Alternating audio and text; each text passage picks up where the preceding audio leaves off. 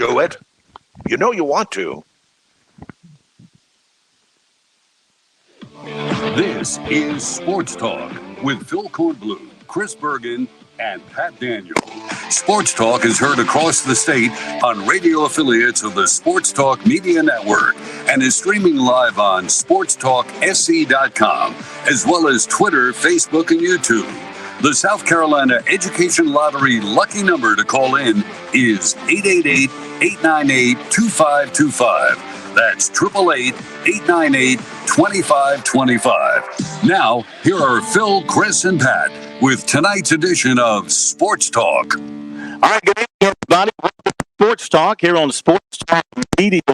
Beautiful day in South Carolina. Hope you enjoy it. We're going to make it that much better.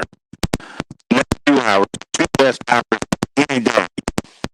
2 hours to get a chance to Sports Talk. Whether you're listening to us over our radio station, you're listening to our stream, maybe you're watching us on YouTube or on Facebook or on Twitter. Handsome people on that, if I must say so myself. We're glad that we are on the road tonight. We are at the Southeastern Institute of Manufacturing and Technology with our great partners here on Sports Talk. And this is part of Florence Darlington Tech, outside of Florence, between Florence and Darlington, not too far from Darlington Raceway. In fact, I was over at the governor's mansion today. I said, Mr. and Mrs. Governor and the bulldog. That's the dog, not anybody in the family. That's the bulldog. Beautiful. I think they'll be very pleased with my lawn work while I was there. Nice. Yeah, I took care of my duties when I was over there. It was Darlington Day. It was Darlington Day once again as we celebrate Darlington. And they had the unveiling of the truck for Jordan Anderson. Jordan Anderson. Yes. I'll make sure I got his name right. Jordan Anderson driving the number 3 truck in the Camping World Truck Series, and he'll be racing at Darlington a week from Friday. Good-looking truck. Did you know his son-in-law is none other than Larry McReynolds? I did not realize that until you mentioned that to me earlier because I was kind of surprised. Sports Twitter page was the only media outlet that I could find that actually had a picture of his truck. Well, so props to you, Phil, but even Jordan did that truck when I looked just a little while ago, but he's a South Carolinian, so you don't I did not realize the connection he had with Larry McReynolds, who to me is one of my favorite broadcasters in all of NASCAR. Oh, yeah, he's outstanding. He's outstanding. So we hopped in the Sports Talk Pinto. We got it washed up and waxed up and greased up, got the rear end greased, and we made it on here over here to Florence in record time. And we are here at Florence Darlington Tech. We're going to be visiting the president, Florence Darlington Tech, none other than Mr. Big Ed Buffet, and talking with him about some of the great things here at the Southeastern Institute of Manufacturing and Technology. Plus, the Stingers have a baseball team. They won again today, number 8 in the country in junior college baseball. As our own Matt Smith at Spartan, those guys can go.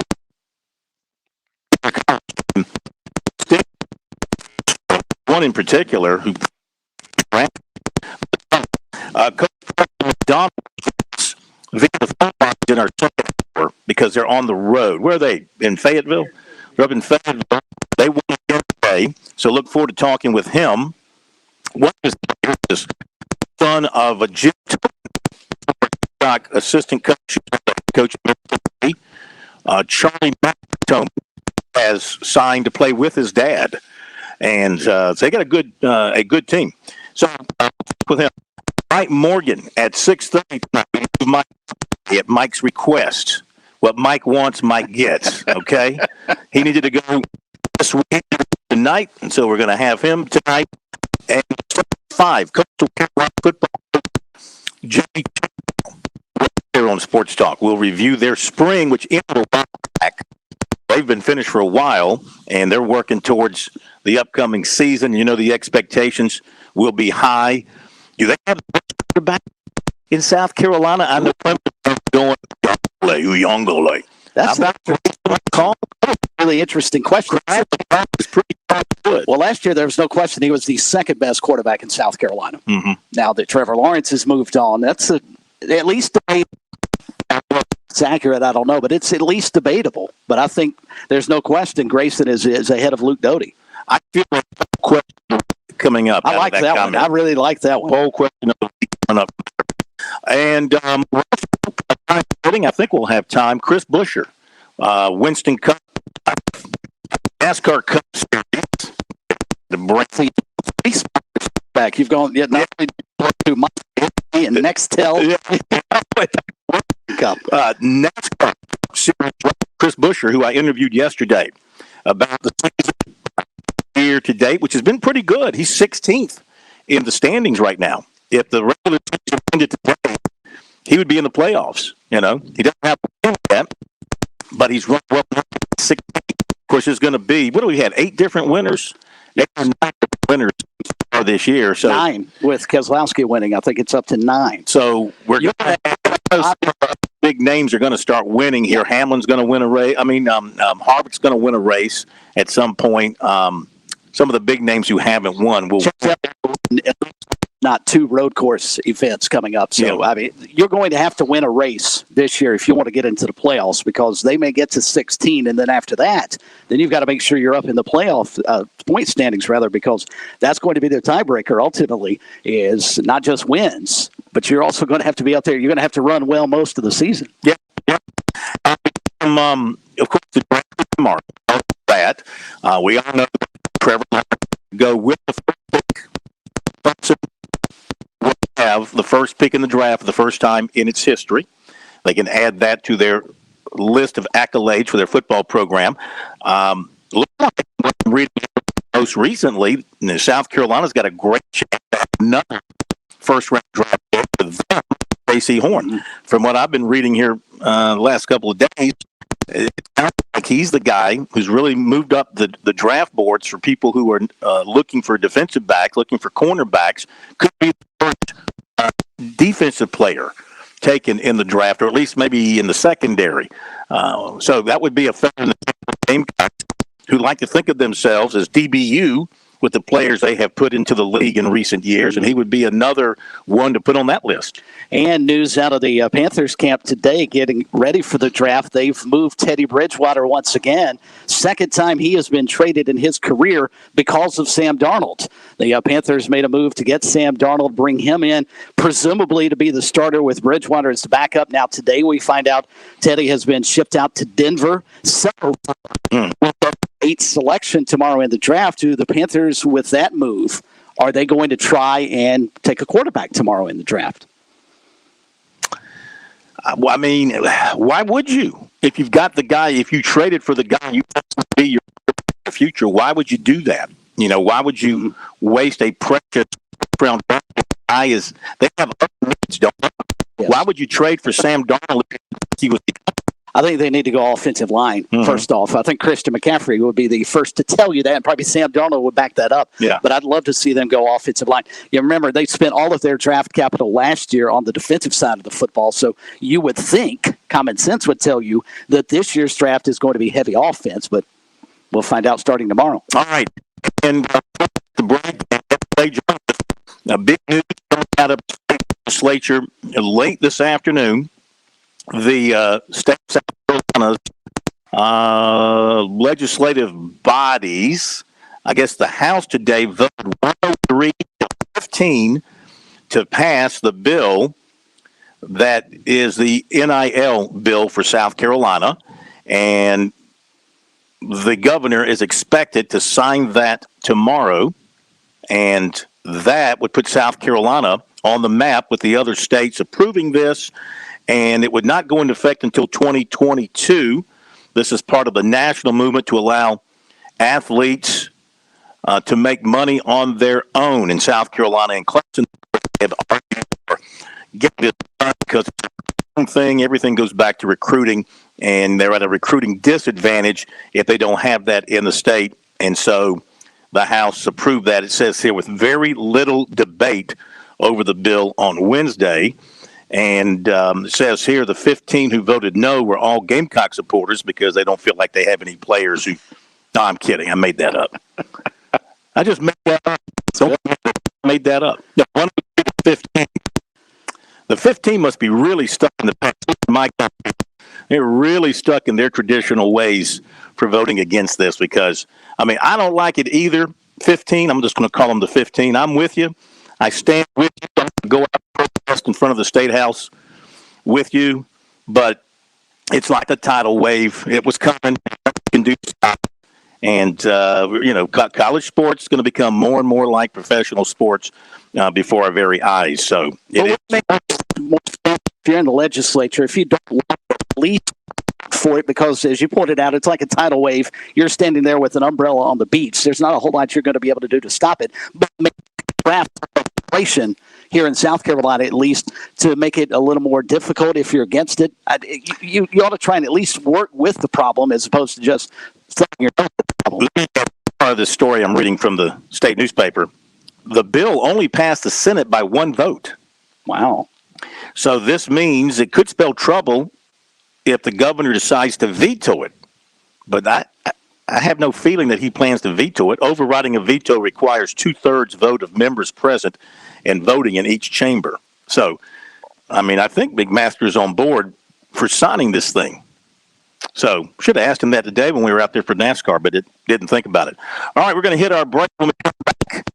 Bethay, the president of Florence Tech, is us talk about all the great things happening here at the Southeastern Institute of Manufacturing and Technology. We've been here several times, and this is a marvelous way above my range if you know how they do over here at this place, but I know it's great stuff. We're going to chat with him and talk about his baseball team as well. Mike Morgan coming up at 6:30. We'll be back in a moment.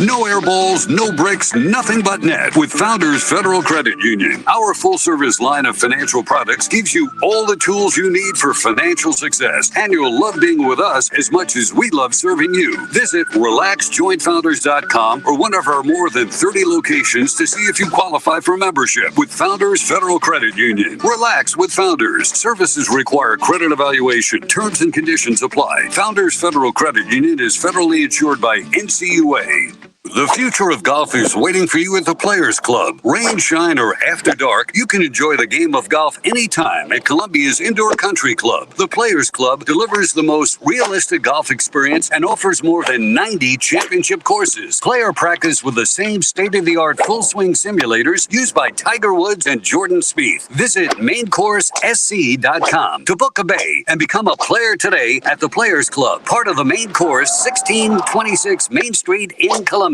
I'm attorney Jim Corbett. I love sports, and I've helped people for over 30 years. Contact me at jim@jimcorbettattorney.com when the insurance company won't pay your claim or you have complicated issues. Some other business causes your business to lose money, jim@jimcorbettattorney.com. When you lose a relative and find out you got cut out of a will or don't get what was promised. When you have serious injury, like from a wreck or mishap or on the job, jim@jimcorbettattorney.com. If you're looking for a great weekend escape, make for Santee, South Carolina, and Clark's Inn and Restaurant. Santee provides the perfect backdrop for recreation and adventure. Clark's provides the perfect backdrop for relaxation. Just minutes from Santee Cooper Lakes and 3 championship golf courses, Clark's Inn and Restaurant is a short drive from wherever you are in the Palmetto State. Since 1946, the Clark's Hospitality has been making Santee easy to find, but hard to leave. Visit clarksonandrestaurant.com today. Enjoy life to the fullest with tasty peanuts that pack a lot of flavor. When it comes to eating peanuts, the research is clear. Peanuts improve your health. Peanuts, a snack that gives back. Crack some open today for a nutritious, sustainable, and earth-friendly treat. Be sure to stop by your local grocery store produce section to pick up a bag of roasted in-shell peanuts. Brought to you by the South Carolina Peanut Board. Visit aboutpeanuts.com for delicious peanut-based recipes. Stay tuned. More Sports Talk is coming up on the Sports Talk Media Network. The lady in black doesn't age. She just gets tougher. And Throwback Weekend is when she likes to remind all the friends, families, drivers, and dreamers just how they got here. Business up front and parties in the back. Over 70 years of history held together with one famous black stripe. Too tough to tame? I guess you'll have to find out. Darlington Throwback Weekend, May 7th through 9th. Get your tickets at darlingtonraceway.com. South Carolina, just right. Hey, folks, mortgage rates have dipped to their lowest levels in recent history. And with home values up in many areas, now may be the perfect time to refinance your home. Whether you're looking to lower your monthly payments, free up cash for home improvements, or just pay off your home faster, a quick call to the one and only Stuart Wingo of Ameris Bank could save you money. If you're looking for competitive rates and exceptional service, call Stuart Wingo, 803-319-1777. That's 803-319-1777. You will save money just like I have so many times over the years. You can also visit him, amerisbank.com/Stuart Wingo. Stuart Wingo, the man with the plan for all your mortgage needs. Welcome to Tiny Stories with me, Tina Tiny. Today we're with Dirk, a didgeridoo artist. Sorry, just warming up my lips. So glad we're wearing masks. I won $4 on Powerball, invested it all to crowdfund my first album. Wow, a whole album of that. I'm calling it Didgeridoo-Da-Day. You're freaking me out, Dirk. This one's for you, Tina. And that's all from the South Carolina Education Lottery. Tell your tiny story at tellyourtinystory.com.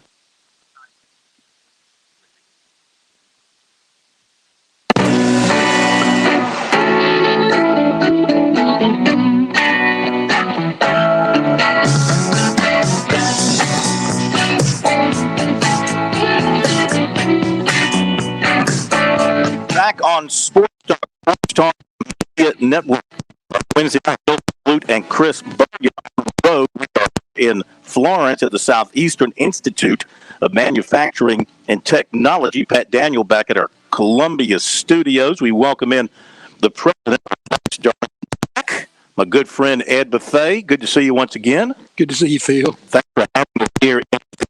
I call this the spy room. Well, it's the social media listening center, so we do all the. Tell me exactly what is on in this room, because it's pretty fascinating. Well, we monitor all the social media for companies. It's they pay us to monitor it and to notify them about anything that's said about them, good, bad, indifferent. We send them a report. We have a number of clients that, a lot of them business and industries that need to know what people are saying about them. What kind of things are they concerned about on social media? Well, they're concerned about, threats that they may, somebody may put a threat out there about them, or somebody might say something about their products. They want to be able to refute that maybe, or just do anything to counter anything that somebody might say negative about them. Sure. And we also publicize positive things that people say about, the people that we work with. Yeah. Yeah. So it's viewed as an investment in your business to know what people are saying about you. School subscribe to the service because they want to know what people are saying, about them, and what might be negatives, and or a kid says something that might harm somebody, or things like that. What have you found people think about Sports Talk, for example? Like how much they love us, or what do they generally say? Well, they usually comment on something that's said on Sports Talk, things like that. They say good things about Sports Talk. They I don't know that I've ever seen anything negative that's said about on Sports Talk. They have being fans or a bit of that. Gamecock Phil. Personally, better. That I know you. Graduated Harvard for my doctorate. The H and the R. The A between the two of them. Say, president of Florida Starting to facility. I'm curious, though, I assume a business gets notified by you guys that there are things on social media.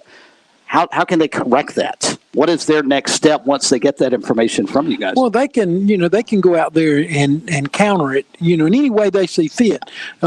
Basically, what we're doing, we don't provide, we don't counter anything or do anything like that. We just make them aware, and they count. Some people, the consensus is maybe not to say anything, or just to, it'll go away. Or some people, the thought is to counter immediately. So that old saying, any publicity, that can be it. So, I don't know. That's what this is about. Interesting. But we can, political candidates want to use it to, to see. Just to see what people think of them and what's their policies and everything. Taking the temperature of the state. Yeah, in some ways. Oh yeah.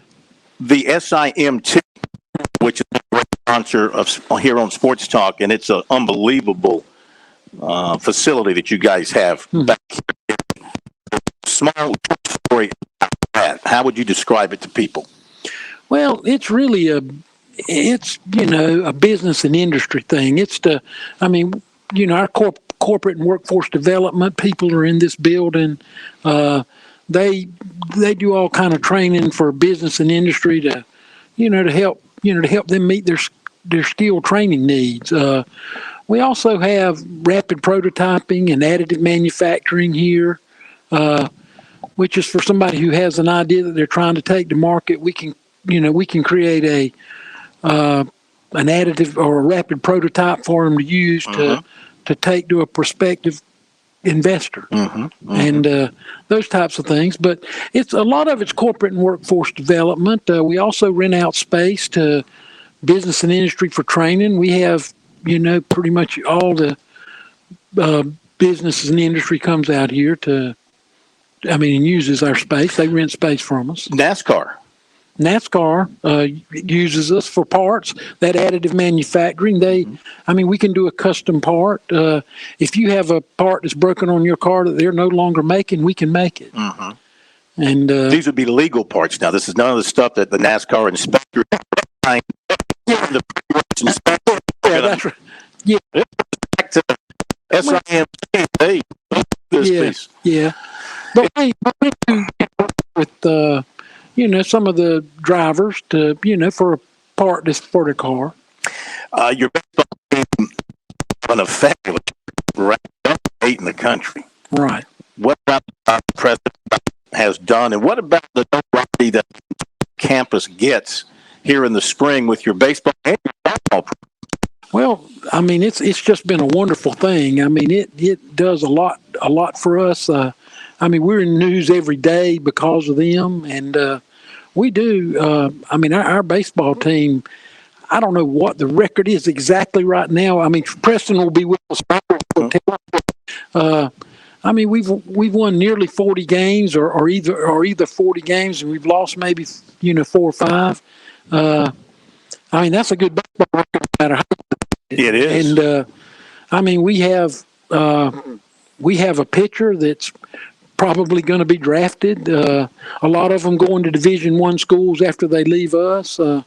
Preston is a fabulous coach. He's already been to the Junior College World Series out in Grand Junction, Colorado.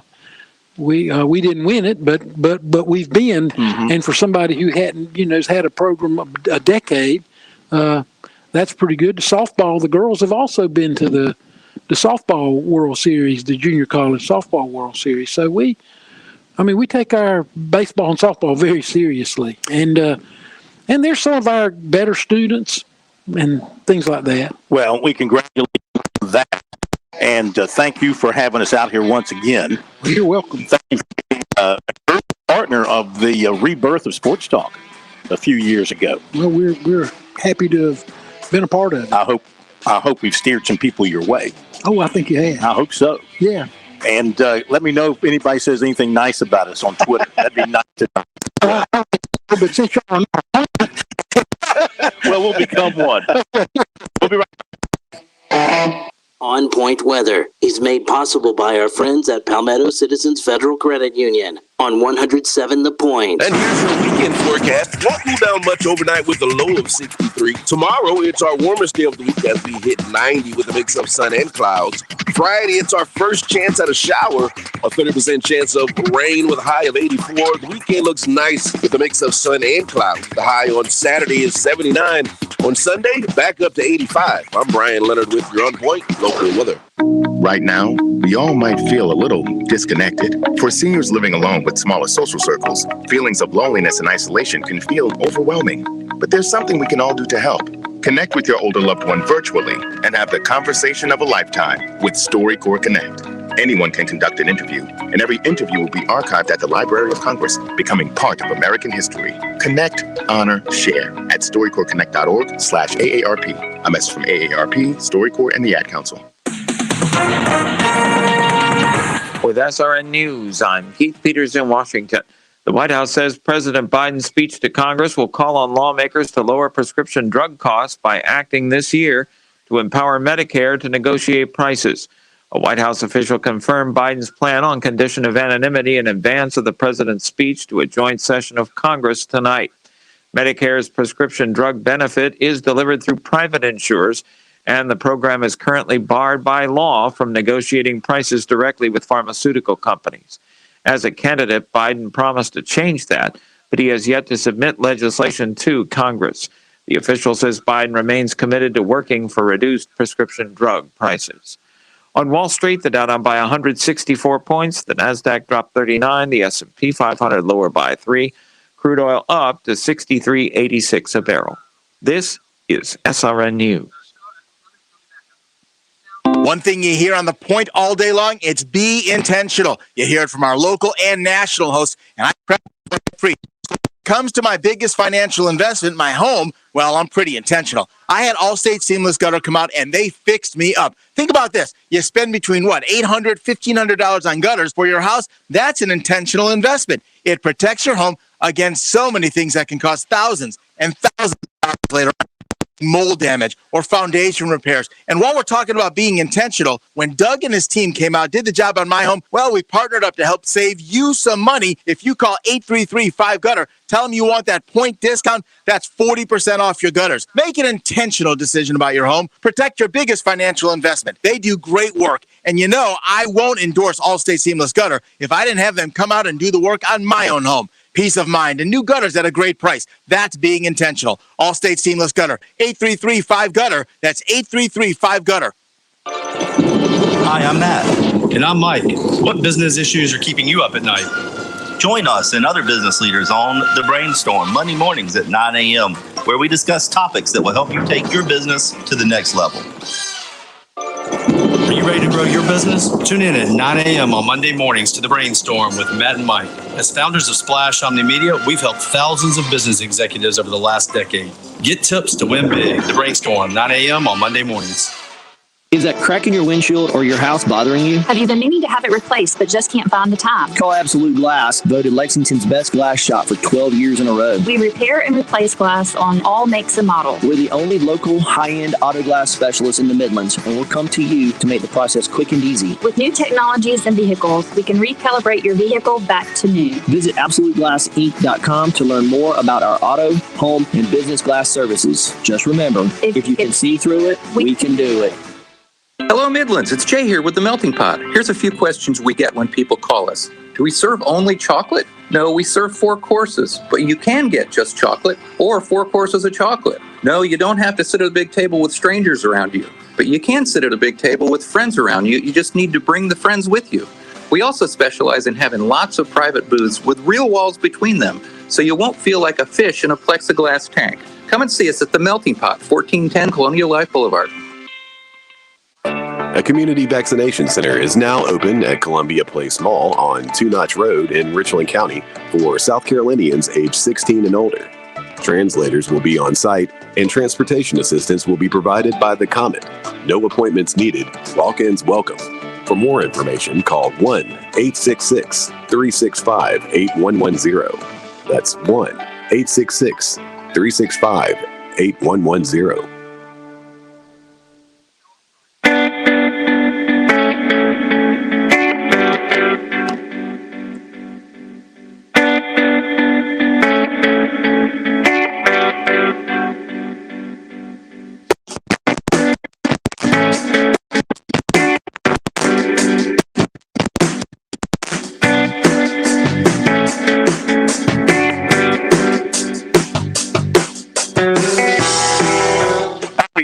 Sports Talk here on a Wednesday night. Phil Kornblut, Chris Bergen together here in Florence at the Southeastern Institute of Manufacturing and Technology. And Pat Daniels back at our studio in Columbia. Mike Morgan coming up in just a moment here on Sports Talk. You know our phone number, 888-898-2525. And did you know that since 2002, more than 2.1 million lottery-funded scholarships, such as Life, Hope, and Palmetto Fellow scholarships, have been awarded to South Carolina students. Learn more about the South Carolina Education Lottery's impact at seeducation.com/education. Wins and playing for fun is a win for education. I imagine a lot of those lottery dollars have come right here to Florence Darlington Tech to help educate these folks who go out and do a great job in the working world and somehow, some way are making good products and good services for people like us who can't do anything on our own. Yeah, and I think we have gone into somewhat of a boon, and maybe something that the president could speak on further because of the way things have changed in the world, computer technology and plumbing and everything else that you want. I think it's a wonderful, wonderful setup for technical college education that maybe you didn't see 10, 15 years ago. Well, we were going to go let Big Ed start eating, but since you called him back to the microphone.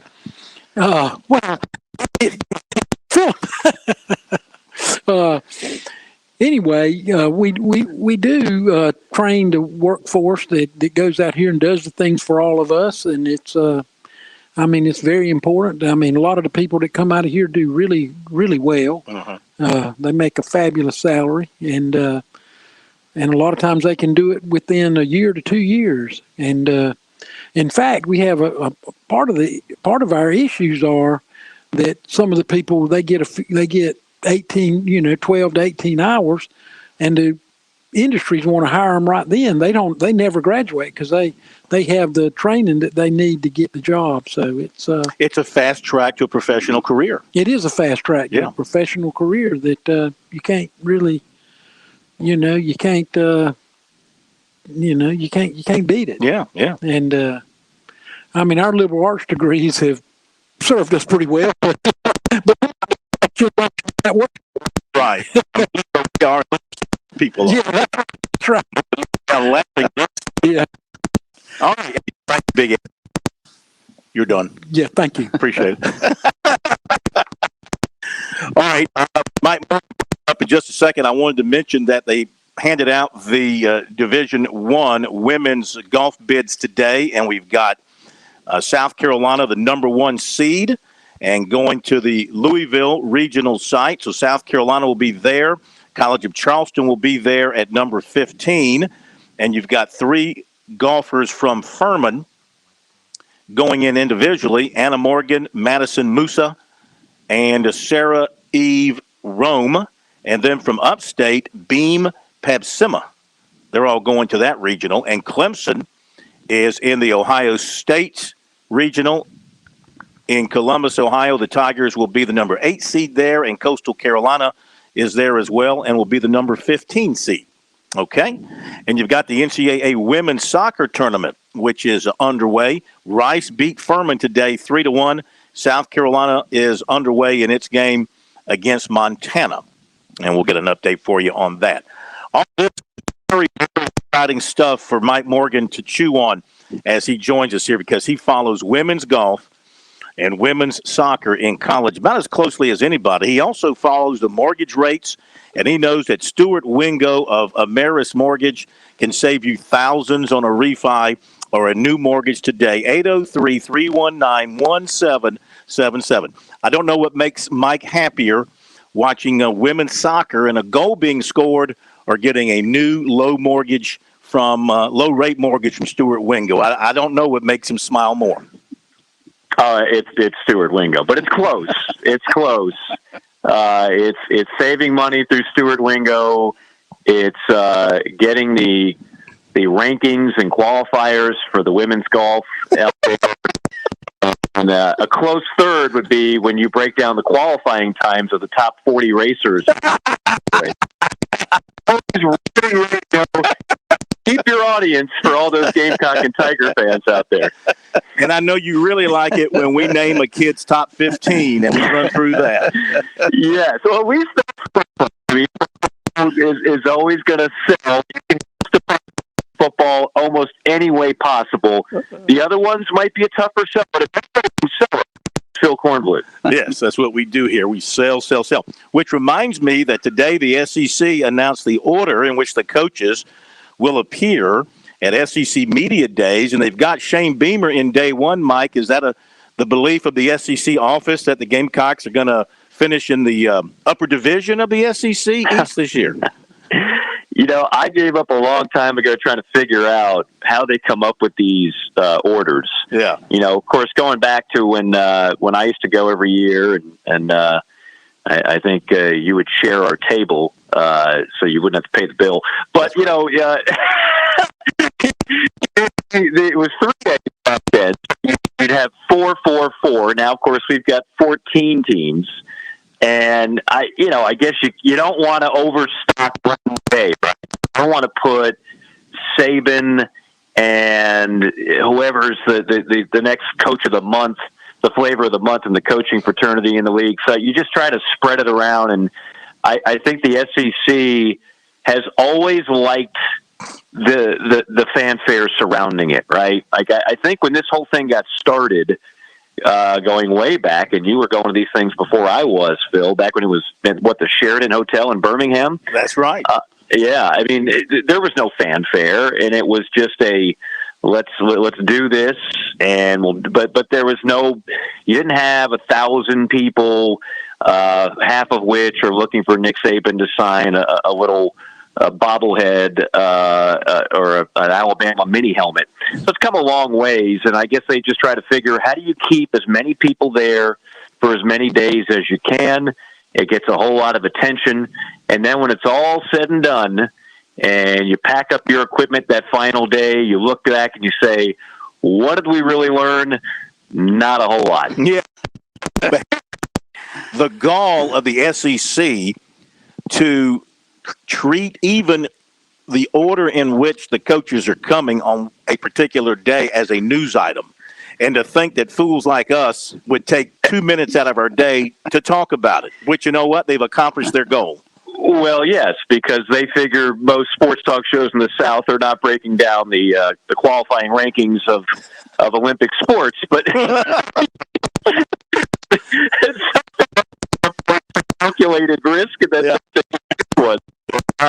No, I mean, look, what the NFL has taught all of us is that if you can manage to be relevant and be talked about as close to 365 days a year as possible, that's the goal. That's how they launched their own TV network. That's how many times can we sit here and debate who is going to go number 3 tomorrow in the NFL draft? I mean, at a certain point, it becomes nauseating. It's just baseless speculation. I've heard the same word uttered for 3 months. But the NFL is laughing all the way to the bank because you're talking about it for those 3 months if you're doing a national show. And so I think college football they're never going to have that type of fanfare. But if you can keep people talking about college football year-round, whether it's spring football, recruiting, the schedule of the coaches on media day, fall practice, transfer portal, all these things get clicks, get listens, and get people like you and me talking. Morgan on the move. Mike Morgan with us tonight on Sports Talk. Mike, who's going number 3 in the NFL draft? Yeah. Here's the thing. I've heard a lot of people over-dramatize this, and we have so much faux outrage now in surrounding the coverage of sports. Look, nobody should be angry if Mac Jones or Justin Fields goes third, or for that matter, Trey Lance. I think it's going to be Jones because I covered Shanahan here when he was in Atlanta, and I just think he's the closest thing in this draft to Matt Ryan, and he loved him some Matt Ryan. And if it wasn't for a second-half collapse against the Patriots in the Super Bowl, Matt Ryan and Shanahan would be sitting on a Super Bowl ring right now. But instead, they blew a 28-3 lead, and that's something that has to haunt him every night when he goes to bed. So I would guess Mac Jones, but it wouldn't surprise me at all if it's Justin Fields. And then, I think just as captivating might be the pick after that with Atlanta, which right now you're hearing the talented tight end out of Florida, which is, he is as freakish a tight end prospect as we've seen in a long, long time. So that's intriguing to me because to me, he might be the most sure thing in the entire draft, even more so than Trevor Lawrence, because quarterbacks are just so hard to project at the next level.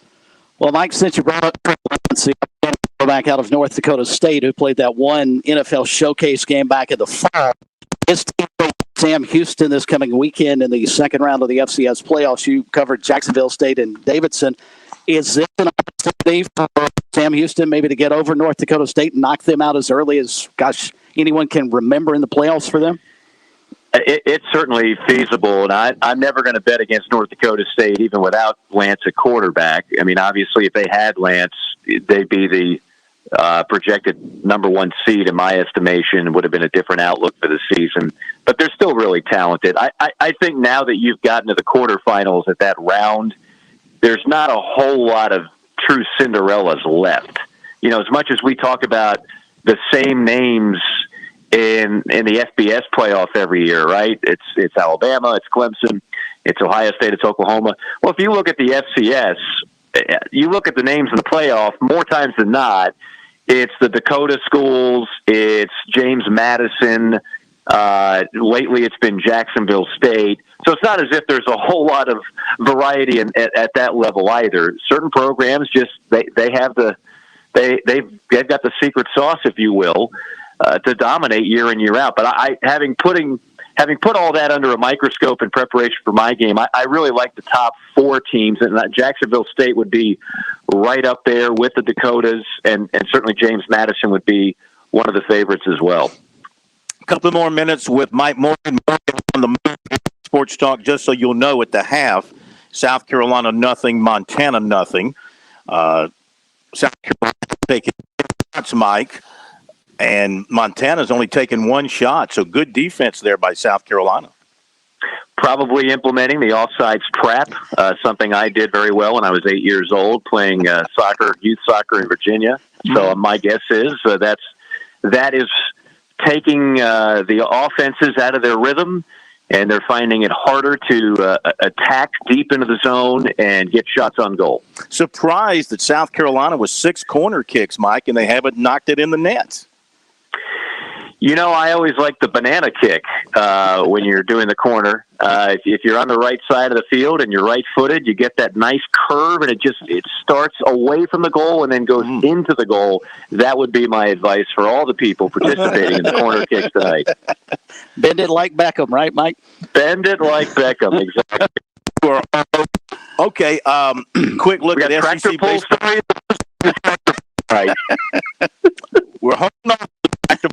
Okay. We're waiting for a slow night. We're going to spring that on you on a slow night. My goodness. All right. So we got a chance to see them in person, and they're really good. And they took 2 out of 3 from South Carolina. The Gamecocks put up, a good fight, and they're a quality team as well. They're just 2 back in the East. So how do you see things shaping up here? We're starting to head down the home stretch towards Hoover in the tournament here the latter part of May. And it looks like it's going to be, pretty much a dog race in both divisions. There's still multiple teams that could come away with the individual division titles. Yeah, I look at it from a Carolina standpoint. I look at it less about, hey, let's go out and win the SEC, and more about let's make sure that we secure one of those 16 regionals. And if you notice, they actually went up a spot in the RPI in that Arkansas series. So, losing to the number one team in the country 2 out of 3 doesn't really hurt you. It will obviously be an opportunity if you could flip the script on one of those games. Now all of a sudden we're talking about Carolina as a national seed, and we still might be. I mean, if you take care of business in Oxford, they've been a little bit uneven of late, and then a big series coming up not too far off against Mississippi State, another top 5 RPI team. That'll be at home, and that series will be right before they announce the host spots for the postseason. So I think that series will be significant on multiple levels. I've got one of those games, either Saturday or Sunday. There's and of course Tennessee is a great matchup late. I think Kentucky's in that mix, and they're scrappy. I think Carolina drew the most difficult schedule in the league this year, but so far faring pretty well in that. I think that when the national seeds are handed out, I think there's a good chance you're going to see half of them from the SEC this year. I think you're exactly right. I mean, it's been that kind of a year for them. Their depth of team good as it's been in many, many years. So, and you're going to see a bunch of those regionals being held in SEC territory. No doubt. And look, it's a good year for the ACC as well. I mean, when I look over there and I see Virginia Tech and Pittsburgh nationally ranked, Notre Dame in the top 10. Talk about an unusual year in that conference, but it's not just the usual suspects in that league anymore. Sure, Florida State, Miami are good. North Carolina is solid. And Clemson, it's been a rough year for Monty Lee and company, but I certainly wouldn't rule them out in an ACC tournament type setting. But it's been teams that we're not used to talking a whole lot about in the ACC that are leading the way this year. Well, I think Clemson is growing into itself now as a team. And by that, I mean they were a very young team at the start of the season. Now some of these guys like Anglin and some of these young pitchers, they kind of know what they're doing now, and they're doing it better, and they're getting healthy. They got Davis Sharp back. He'll be back on the mound here pretty soon, maybe this weekend against Louisville. They've got Hackenberg back behind the plate on a regular basis. They've got Sam Hall back in the outfield on a regular basis. They're getting healthy and they're getting older. I look for Clemson. I'm not going to be surprised if they beat Louisville this weekend at home. I think that's at home, right? Is that at home or is that on the road? Wherever it is. I'm not going to be surprised if they beat Louisville this weekend, Mike, and make a little noise and start putting together a nice streak here down the stretch. I wouldn't rule it out. Just based on the things you mentioned. I mean, I know they've got a lot of youth on that starting lineup, but it would seem to me like they've got enough to make a run late. And look, I had them a few years ago in the ACC championship, and they were not one of the top 2 teams going into that, but they made it to the title game and they beat Florida State. I think that was Monty's first year, if I'm not mistaken. So there's certainly the possibility there. I think there's a little more wiggle room to make a run in that league this year than the SEC this year. I think right now the top 5 or 6 in the Southeastern Conference, it's almost like there's a fortress around them where it's going to be really difficult to all of a sudden break in there. Okay. What do you have this weekend? You got a particular call you're going to be on this weekend? Yeah. I've got Alabama either Saturday or Sunday. I'm about to go to the mountains for a couple of days, so forgive me. My dates are a little off. But I've got Alabama against Missouri on either Saturday or Sunday. Alabama is one of those teams, much like Georgia, much like LSU, that could play their way. I mean, they're already in the SEC tournament, but they could play their way into possibly like a 3 seed in the regionals, again, if they finish strong. But they have had, you look at Auburn and last in the West, much like Alabama, they have had a ton of issues on the mound. And if you've got a ton of issues on the mound at this level, you're pretty much, you're toast. You are trying to go uphill, and they've been trying to do that. I think Coach Bohannon's going to do a great job in time, but they've had a rough go of it so far this year. Okay, Mike. Thank you, man. We'll talk to you next week. Okay, sounds good. Thank you. Mike, the Sports Talk, brought to you by Ameris Mortgage. A day early, but not a dollar late. Dollar short. Or short. Short. Day early, dollar short. By the way, I think the Gamecocks, I was at the game last night after I got off the air, caught the last half of their win over the Citadel. Jack Mahoney, I think they got themselves a pretty good candidate as a fourth starter. You need a quality fourth starter when you get into postseason play. He looked really good last night. We were talking about yesterday brought into the postseason rotation. I don't think he did anything but cement that opportunity, and so much a lot of all that well at night too. Last night they did much West 3 against the Citadel. Yeah, my interesting part is going to come when the regional bids are handed out. We are going to hear it once again that the selection committee favors the Southeast in the Midwest, because Phil, there's no way all the teams in the SEC are going to be able to get regionals, and South Carolina perhaps one of the teams, unless be on the road or Mississippi State at home. Because what are you going to do with TCU and Arizona and Oregon? I mean, there's some other good teams outside of our purview. It's just a situation where we can't see the forest for the trees because there's so much baseball around our area. But there are going to be teams in the SEC in particular that deserve a regional, but they're just not enough because they want to get 2/3 of the regionals out to one conference. Yeah, that's it. But, you look at the ACC and the teams that are having the best seasons. You're going to give one to Notre Dame? Maybe you would. Pittsburgh? You're going to give one to Pittsburgh? They might be able to beat it. Region. Yeah, that might be the way that works. But, really, I don't know much about the Pittsburgh baseball team. I just know that they typically have not been much of a factor. I don't know what they've got going on this year that has made them the number one team in the Coastal. Is that an indictment of the rest of the Coastal Division, or is that a compliment to Pitt that they are the number one team? I don't know. Well, we asked Monty Lee about that last week when we had him on the program, and of course he was going to be diplomatic and nice about his colleagues, but he said he was not surprised with how well they have played this year. He also alluded to Notre Dame playing well because he said they've got two very good coaches, and whether it's an indictment on the Coastal, I don't know, but you don't ever anticipate seeing Pittsburgh's baseball team being talked about. Even the Pirates. It's been years since we talked about the Pirates, too. Well, the teams that you would say, normally would be hosting regionals out of the ACC. Really, NC State, they're 20-13. They could play their way in. Florida State could play their way into a regional bid, I guess. Louisville, certainly. I don't think Clemson at this point has much of a chance of being a host, even though they're going to put in a bid. I don't think they have a chance.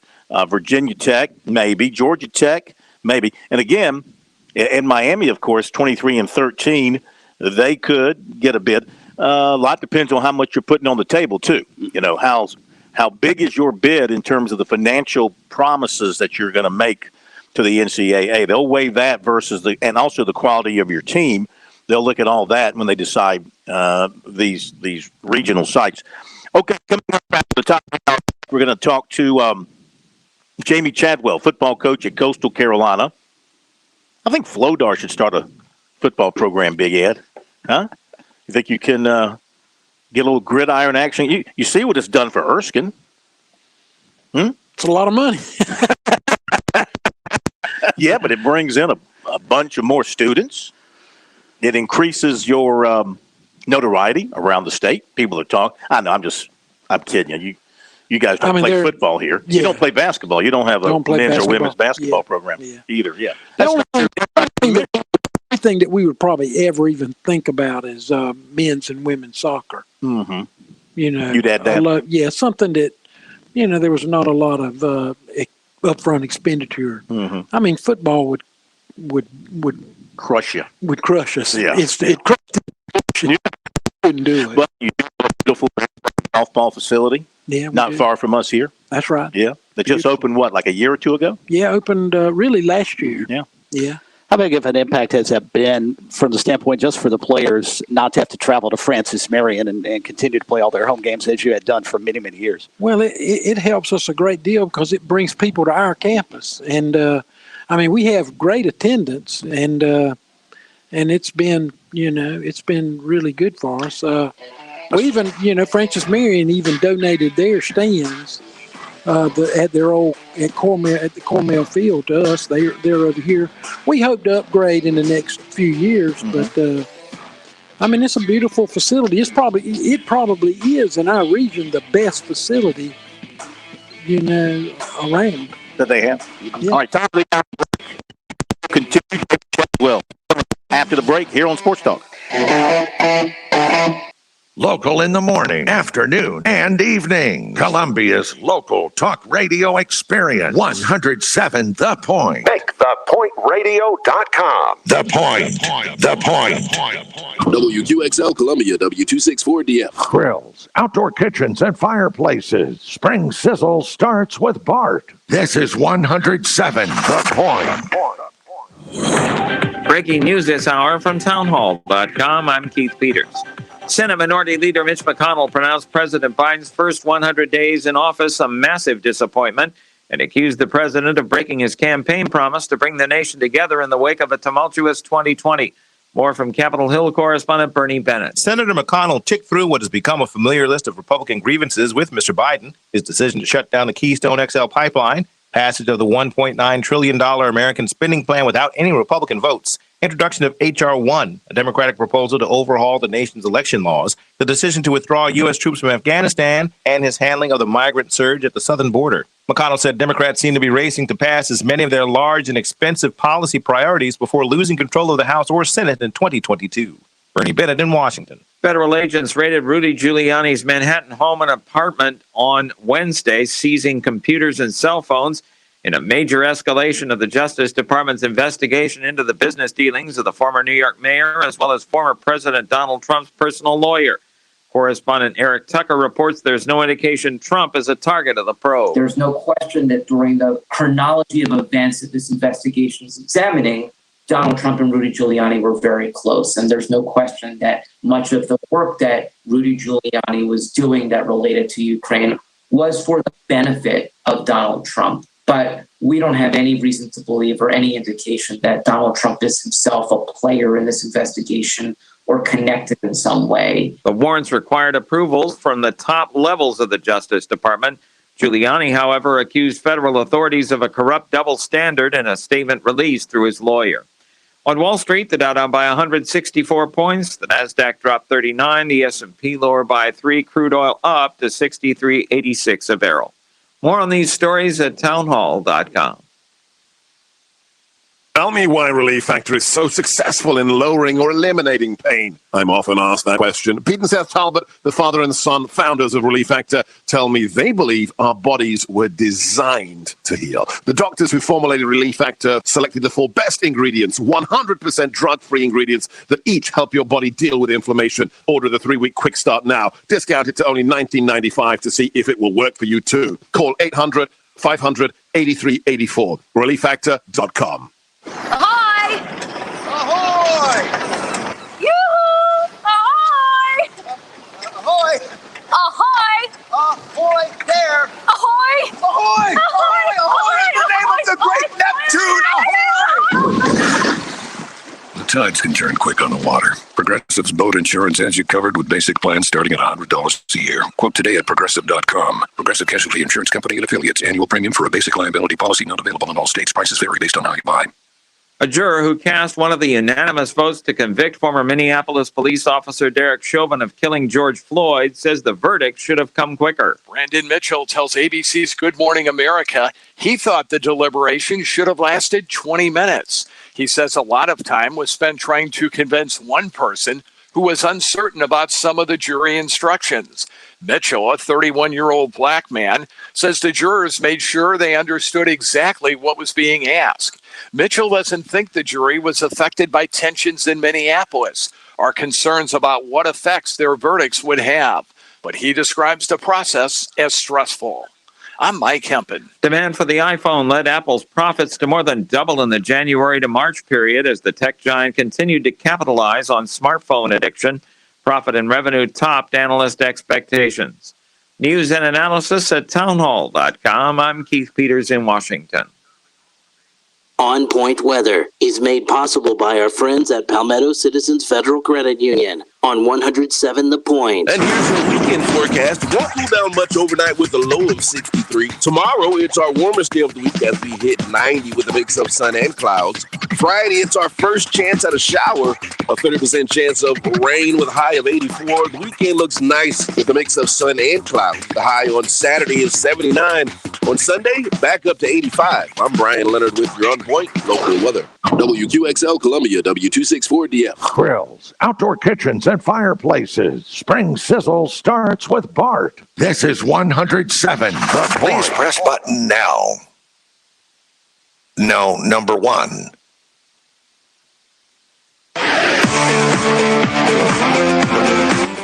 Welcome back to Sports Talk on the Sports Talk Media Network.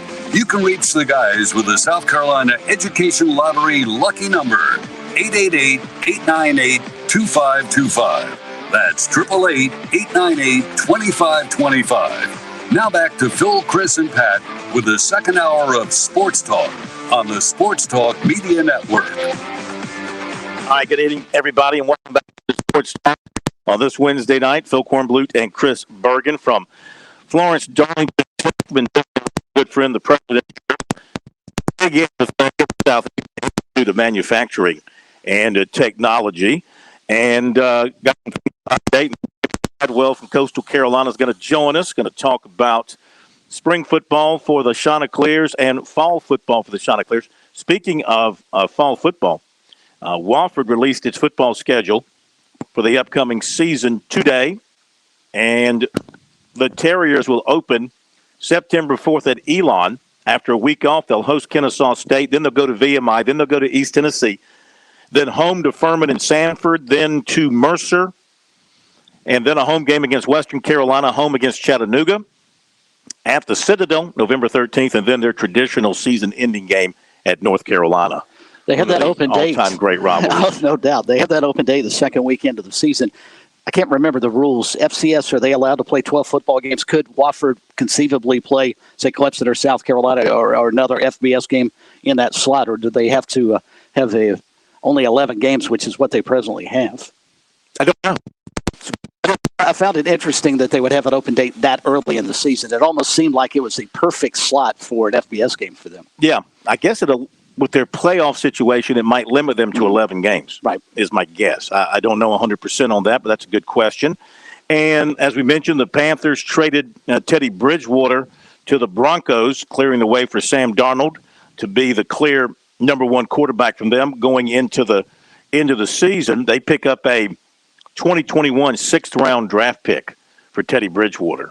So thanks for the memories, I guess. It was quick and sweet. I thought he was going to be great with the Panthers, to be honest with you.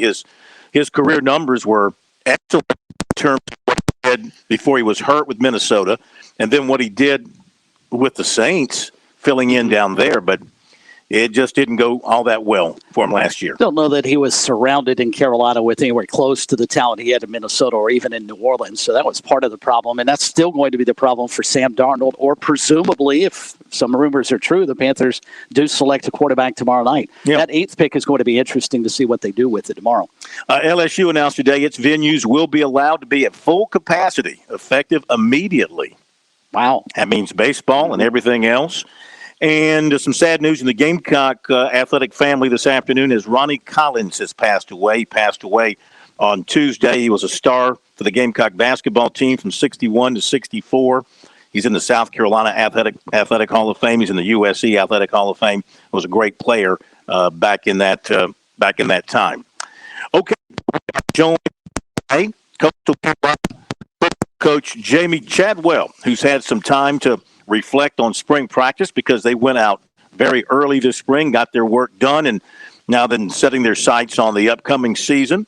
Looking to going to be hard to be better than this past season, but it can be done, Coach. It's good to have you with us. How are you? I'm doing well. Good. What have you been thinking about your team since spring practice and reflecting on what you guys did? Well, we just here our conditioning program, and it was more, last year we got spring completely conditioned, and so it was great to actually go through conditioning and really try to develop some of our guys. But you know what you forget is, you know, we had a great season. A lot of our guys that played were young, and they really missed that whole off season last year to actually give them opportunity to try to develop some of their skills, get stronger, et cetera, for us to try to go out again. You know, I like where we're at. I think we're in a good spot. Obviously, you know, now everybody's circling us instead of the other way around. But I like the mindset we have so far. We need some young guys that get a lot of spring. We really need them to have a great summer, fall camp, because we were really last depth injuries. We didn't get any. And, you know, sometimes that doesn't happen 2 years in a row. So that's been our main focus this offseason. So I know that you'll be prejudiced in this answer, but Chris Bergen and I were talking about this earlier in the show. The best quarterback in South Carolina going into the 2021 season. I mean, Grayson McCall, I think, was a vote in that category. The young of the layup at Clemson, and we've seen him a little bit, but I mean, we've seen your guy for an entire season and know what he can do. Would he get your vote as the best quarterback in South Carolina? Well, I wouldn't talk about it. So, you know, obviously the guy up at Clemson's got unbelievable talent. He played a few games, so you know he's a high skill set guy. But Grayson checks all the boxes, you know, from a standpoint of capacity, accuracy. He's a really good for our team, our program, and yeah, we're glad we have him. And I'm thinking he's one of the two that needed that offseason to get stronger. You know, he looks like he belongs at a NASCAR. A little bit, and he's doing pretty well right now. So, yeah, where did he improve this spring? What did you want him to improve in? Certainly, he's not a finished product by any means. He's still so young. Where did he improve? Did he meet your goals in the spring? Well, I think had this unbelievable year. Now you got, you know, where you jump on the scene, and now everybody wants a piece of you, whether that's through social media, whether that's through, you know, getting invited to things and all these things. And that's different, right? It's different. It's a different mindset. And just him being humble and still carrying that attitude of, hey, I've got things I got to do. I got things I got to work on. And that's what I was thinking most of the spring was he really stepped up. And sometimes when you have all that success early, you think, hey, I've arrived. And he's not had that mindset yet, and I don't think he will ever. Coastal Carolina head football coach Jamie Chadwell with us tonight on Sports Talk. Chanticleer is coming off their first ever appearance in a bowl game last season in the FBS level. And Coach, you told the Sunbelt media yesterday, you said when you climb around, you don't spend time looking around at how you did it. You try and figure out a way to do it again this upcoming season. Have you seen your players here this offseason maybe put 2020 in their rearview mirror and start focusing in on 2021? You know, I think we did look back there when we got back, you know, in January, maybe into February. I think we had some young guys. But you know what, you don't forget, a lot of our guys were here and they lost a lot. And then these newcomers that came in, you know, they think, holy man, we just roll the ball out and we're winning. You know, they've not had to earn anything. And so they were sort of just going through the motions, and our leaders, you know, got place. But I do believe 100% we're there now. And so, but that took, you know, been there. And so that's probably a natural thing. And I think it was good actually that we got through spring early, and those guys need to understand what it takes, the investment that it takes every single day to climb that, continue to stay there and keep climbing. And, you know, that's our challenge this time. And so we're good. Whatever happens this year won't be because we were looking back to last year. I can promise you that. With all of the national and exposure your team and program got last year, how many more doors have been open to you and your staff here as you start getting ready for a new recruiting cycle that maybe you couldn't get to answer the door, say, a year or so ago? Well, you know, about every week, so that shows you how popular we are now. And so, but you know, it's we've been able to our name, our brand is recognized now. As many times we were last year, obviously having the success we did, taking advantage of the opportunities we had. So more and more people know about the Chanticleers when they see that teal. You know, it means something to them, and there's a brand recognition with that. So it's been very positive.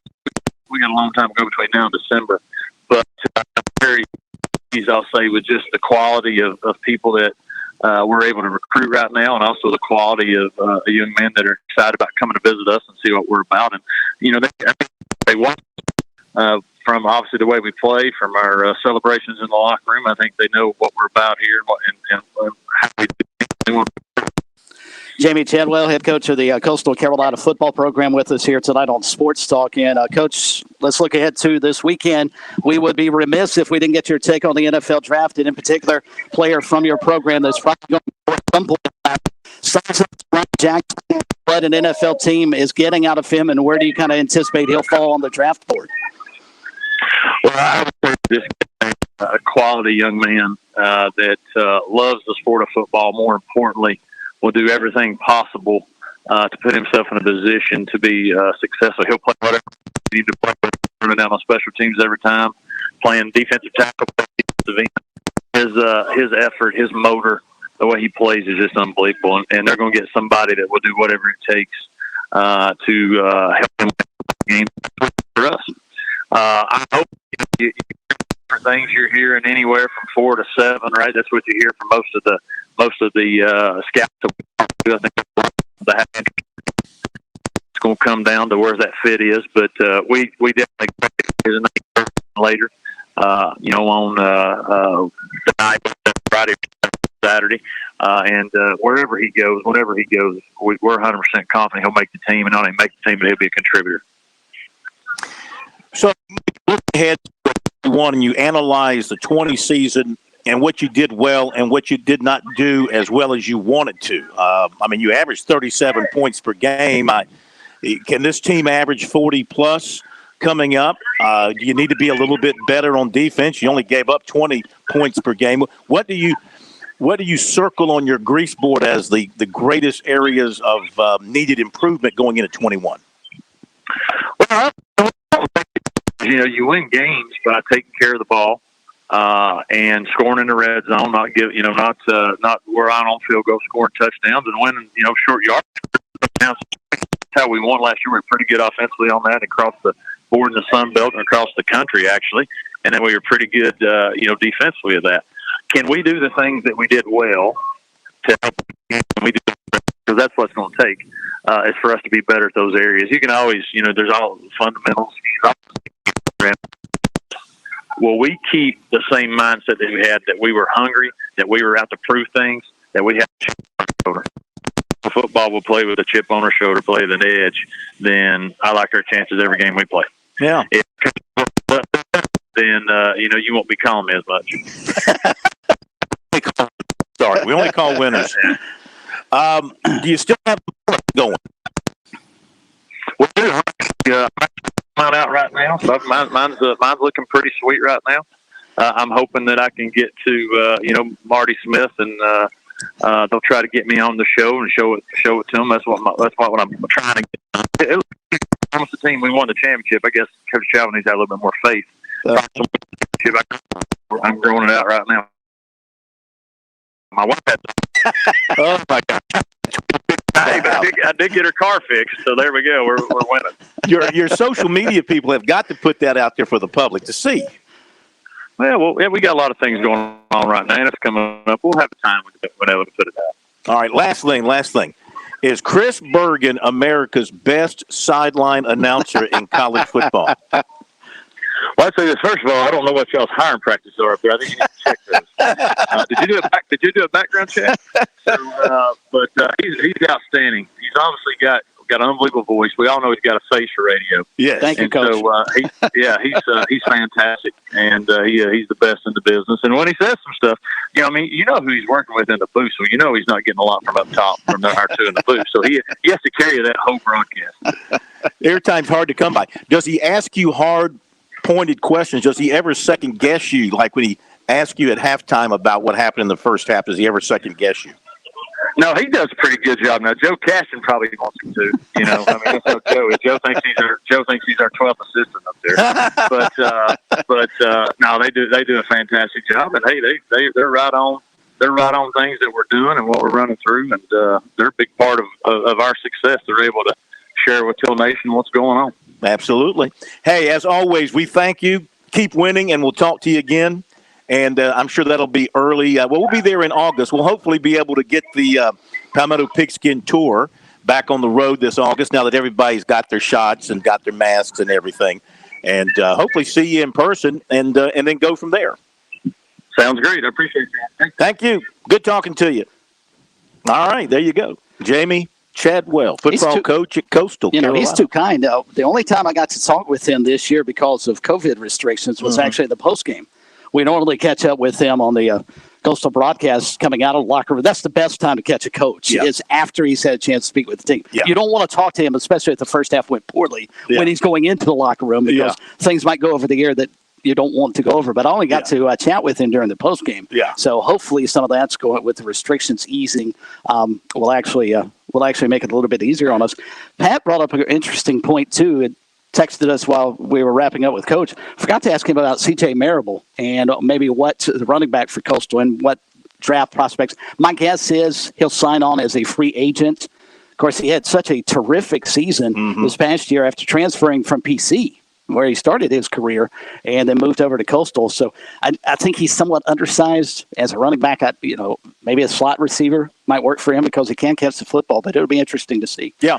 Teron Jackson's a no doubt NFL draft pick. That guy was great this year. But C.J. Maribel may get a look as a free agent. I think is probably his bet. And listen, you folks who are Chanticleer fans who listen to us on our station, 100.3, down in Myrtle Beach, or you're a Chanticleer fan anywhere around South Carolina, you're going to get more Chanticleer coverage here on Sports Talk because we have the football sideline announcer here in Chris and their basketball play-by-play announcer here in Chris. And why not treat Coastal Carolina? They're an FBS program now in football. We're going to treat them just like South Carolina and Clemson during football season with great coverage and insight from you. We'll have them covered every game. Absolutely. On Saturdays, you'll do stuff for us on SportsTalkSC.com. So we look forward to covering a great football program.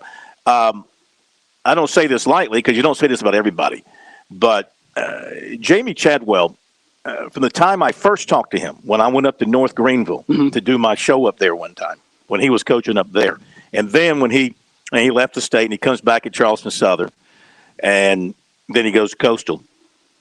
He's got that it factor. Oh, no doubt. I mean, I don't know what the it factor is. I don't have it. I don't think you have it. No. Big Ed might have it. But Dabo's got it. He's got that it factor, and Jamie certainly has. Jamie's got that it factor.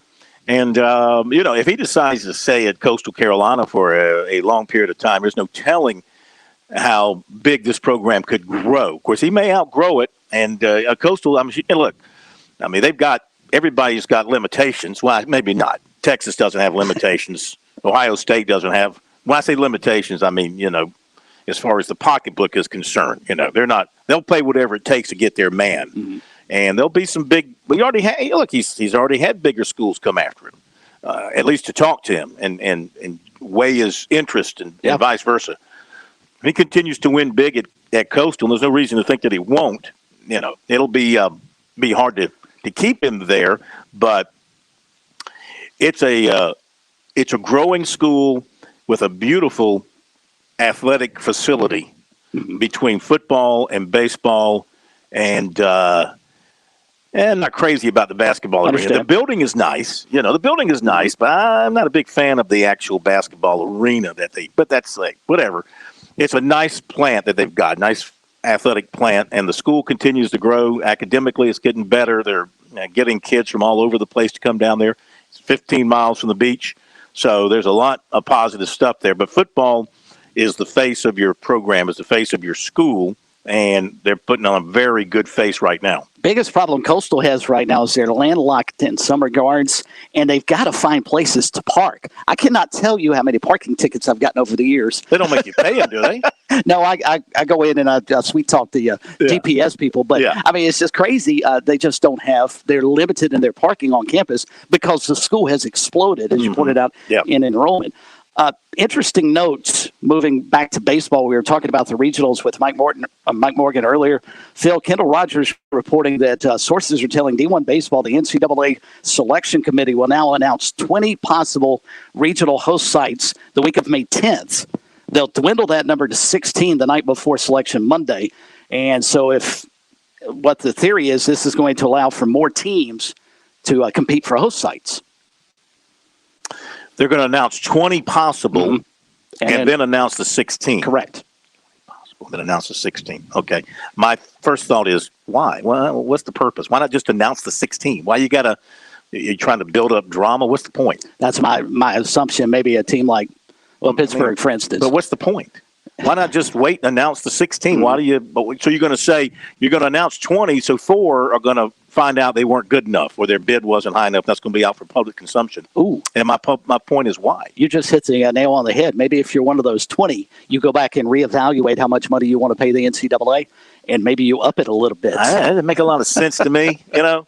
And I think one reason they're doing it early, I think, is also because of COVID. And to give the teams that are going to be hosting regionals more time to prepare.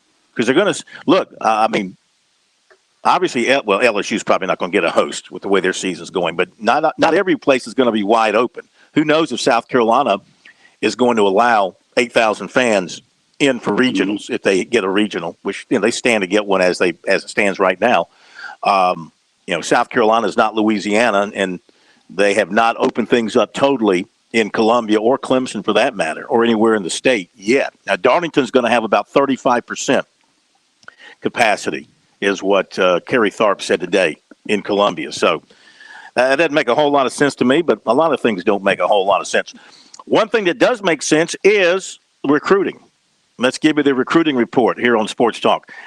It is brought to you by Seawells, and I got to take Big Ed to Seawells because they have the best daily luncheon buffet, Big Ed. I mean, you will not go away hungry. And I'd like you to be well fed. I think that's important. You need to come to Columbia. It's on me. It's on me. It's on me. Okay. Of course, I've paid for your lunches a lot over the years. Allen's Lunch. Remember the lunches at Allen's Lunch in Atlanta? It was great. Anyway, Seawells in Columbia across from the State Fairgrounds, the daily luncheon buffet, 11 to 2. You can get a meat and 3. You can get 2 meats and 4. Wow. You can get 4 vegetables if you want, whatever you want. Combinations there. It's all good. It's delicious. And, of course, the best in the catering business is Seawells. You give them a call. They take care of your business. They've been doing it for over 70 years. 803-771-7385 or SeawellsCateringSC.com. On the internet, you can check out their menu options. In recruiting tonight, tell you about defensive end DJ Weselick, 6'6", 235 out of Boonville, Missouri. And Clemson's been in on him strongly, and he is strong on Clemson. They're in his top 15. He plans to visit. They are in his top 15. He plans to visit in June. He's been impressed by, of course, Clemson's success with players at his position and his size in recent years. And he says they've made him a priority. They keep in touch with him every day. He's been FaceTiming with the coaches, the defensive staff, the GAs have been in touch. They've been on him really strong. Brent Venables, Lemansky Hall, they've been talking to him. They like the diversity of his skills and what he would mean in the front seven. They love that he can play the buck position. Yeah, kind of like everybody now at that size, they're comparing to Isaiah Simmons. They want somebody like that. That is lofty praise for any recruit, though. Isaiah Simmons was a freak of nature, though, with his ability to play multiple positions for them. His 15, along with Clemson, Mike would like this. Florida, Georgia, North Carolina, LSU, Arizona State, Texas, Oklahoma, Oregon, Notre Dame, Southern Cal, Miami, Alabama, Auburn, and Texas A&M. He plans to be at the Clemson Elite Retreat on June 11th, holding off an official visit with the Tigers for now because, of course, Clemson likes their officials to take place during the season. 2023 defensive end Tamarian Parker of Phoenix City, Alabama, plans to visit Clemson June 5 and 6, 6'4", 235. You know, Clemson's done well in Phoenix City. Yes. 4-star running back Ramon Brown of Midlothian, Virginia, has set an official USC June 7th. He's got West Virginia on the 4th and Penn State on the 11th, number 18 running back nationally.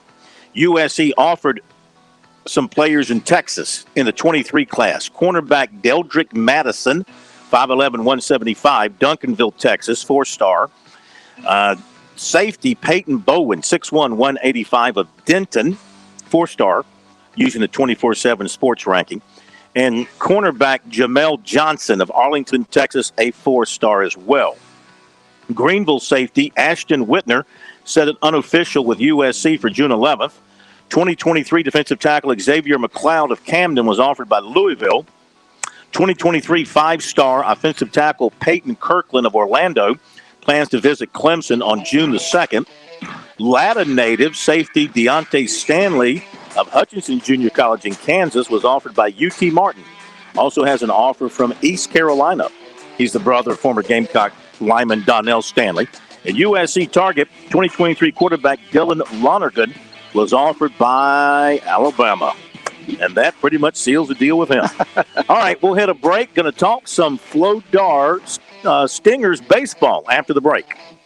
In times of economic uncertainty and chaos, your money means nothing. You may not even be able to get it from your bank or ATM. And the money you do have in the stock market will go down and down. What you can bank on is gold and silver. Gold and silver have been a reliable and trusted form of currency for thousands of years. Gold and silver have never been worth zero, and typically gold holds its value during economic term. Gold Hotline now and learn how to protect your money and your assets with gold and silver, and learn how to set up a new IRA or roll over your current one into a gold-backed IRA. Protect your money from the next market crash with gold and silver. Call now for your free gold guide. 800-430-7568. 800-430-7568. 800-430-7568. That's 800-430-7568.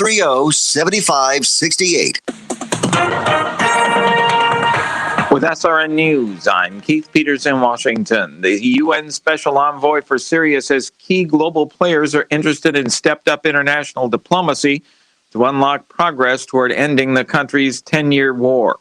Geir Peterson called Wednesday for exploratory discussions to help test possibilities and bridge the gaps of mistrust. His comments to the UN Security Council follow discussions with senior officials in Russia, the United States, Turkey, Iran, the Arab world, Europe, and other council members. They came with a warning to prioritize the proactive search for a settlement of the Syrian conflict, especially in light of a spate of violent incidents this month. On Wall Street, the Dow down by 164 points, the Nasdaq dropped 39, the S&P lower by 3. More details at srnnews.com.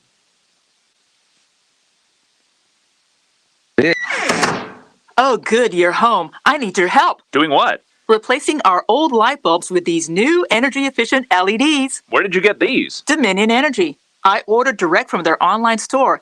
LEDs for every room, all at huge discounts. Oh, really? Yes, really. And my 15-bulb order got us free shipping. Sounds too good to be true. See for yourself at DominionEnergySC.com. Where? DominionEnergySC.com. Certain restrictions apply. Spring is more than pollen season. It also means it's termite season. Palmetto Exterminators offers a free inspection at your home to determine any possible issues. Palmetto Exterminators offers the best termite agreement anywhere, but they do so much more. They offer complete pest control, mosquito control, wildlife trapping and removal, and nobody, I mean nobody, can offer you more peace of mind at your home or business. Now, how do I know that? Well, I never tell you to use someone like Palmetto Exterminators unless I practice what I preach. Now, I've been a customer for 19 years, and they are wonderful. My guy, Ron Byers, and his team over at Palmetto Exterminators, they've looked after my family forever. We have no pest control issues whatsoever. But if we did, all it takes is one phone call, and Palmetto Exterminators will fix it. It's pretty simple. Call Palmetto Exterminators and cross pest control right off your list of concerns. Online, it's palmettoexterminators.net, or give my guy Ron a call, 254-5833. Hey, honey, I hear they have the COVID vaccine over at True Pharmacy. Yes, I heard that too. And the pharmacist said they have the Johnson & Johnson one-shot vaccine. So how do we sign up to get it? I hear they go super quick. Just log on to their website at truerxsc.com, click on the COVID vaccines link, and choose your location. But what if there are no appointments available? They refresh their website every time the state sends the new shipment of vaccines. Great. I'll put that on my to-do list right now. Remember, it's truerxsc.com.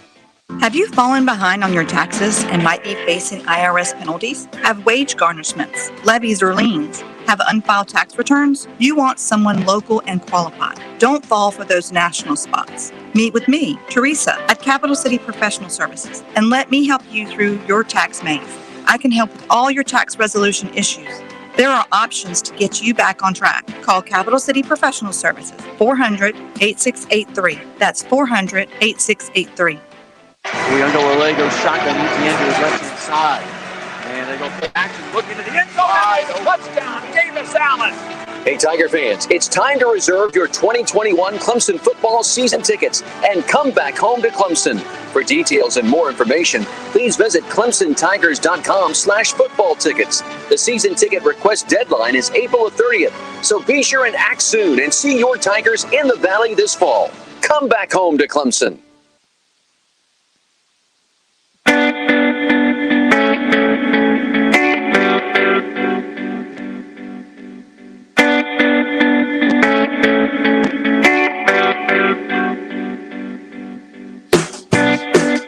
All right, welcome back, everybody. Sports Talk tonight from here in Florence at the Southeastern Institute of Manufacturing and Technology. Tomorrow night we'll be over with another of our great partners here on Sports Talk, over with James Smith Realty, better known as Jimmy Smith, in Pawleys Island. Of course, we'll talk more about him tomorrow night, but I'll remind you that if you're looking for a place for a weekend getaway or maybe a week or a month or more, give James Smith Realty a call.